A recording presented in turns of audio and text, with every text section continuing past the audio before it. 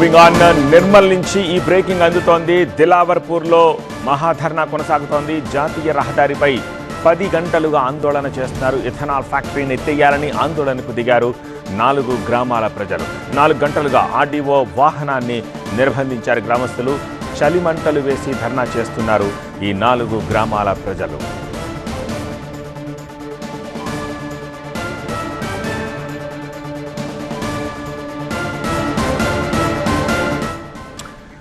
నిర్మల్ దిలావర్పూర్లో కొనసాగుతున్న మహాధర్నాకు సంబంధించిన విజువల్స్ని చూస్తున్నాము.